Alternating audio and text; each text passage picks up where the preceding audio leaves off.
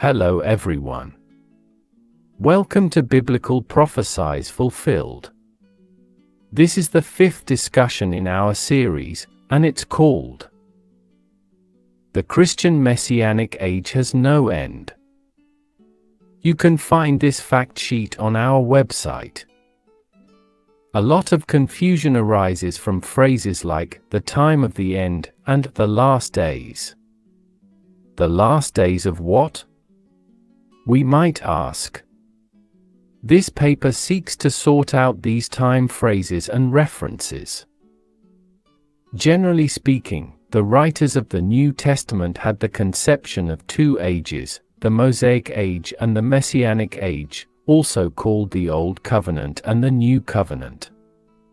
Because the New Testament writers wrote before the end of the Mosaic Covenant, which was with the destruction of the Temple in AD 70, they describe the two ages as this age, meaning the Mosaic Age, and the age to come, which is the Messianic Christian Age. In this paper, we substantiate these assertions with Scripture. Number 1 states, the Christian age has no end.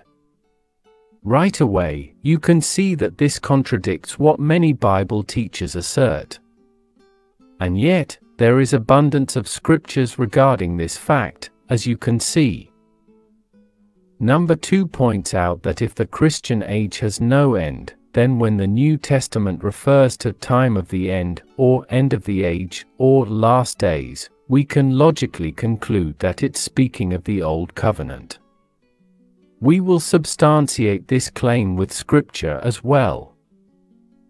Number 3 makes the point that the Bible does not speak of the end of time. There are no verses that state such a thing. It speaks of the time of the end, but not the end of time. As an example, the school year has a time of the end, but this has nothing to do with the end of time. In number 4 we show scriptural proof that Jesus and the apostles lived at the end of the Old Covenant, so when they referred to this age, it was a reference to the end of the Mosaic Covenant age. Numbers 5, 6, and 7 pertain to a common misunderstanding, that the New Covenant began at the cross. Certainly the New Covenant was initiated at that time, but there were still approximately 40 years, a generation in Jewish reckoning, to finish up the old order and to fully bring in the new. Think of the Old and New Covenants as overlapping ages.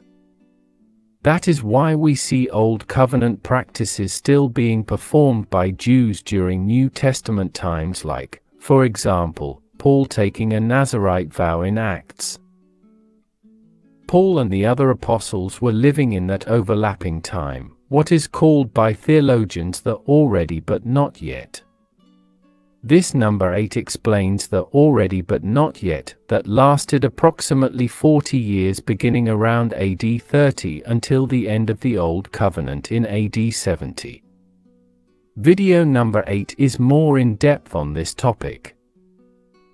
Videos number 1 and 2 in this series are essential foundations to understand that there are no unfulfilled scriptures in the Old Testament, otherwise, the Mosaic law would not have passed away, because Jesus said every bit of the law and the prophets had to be fulfilled before it would pass, as in item number 9 on this document.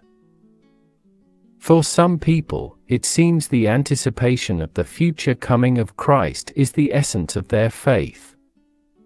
This is a sad consequence of futurist eschatology. It makes people live in a constant anticipatory state instead of the joy of the presence of God with us right now.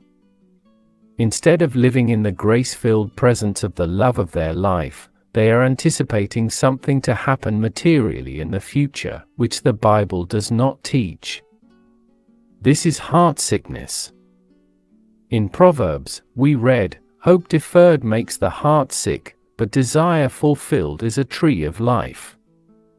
Proverbs 13 verse 12. Futurists who find themselves in this sadness of wishing for that which is not, in other words, some kind of materialistic perfection, must search for a greater reality, that which is right here, right now. Jesus said, "My kingdom is not of this world," and Paul said, "As believers, we have every spiritual gift." Pause, right now. As always, do not believe us, but prove all things. Hope you will join us in the next video. Shalom.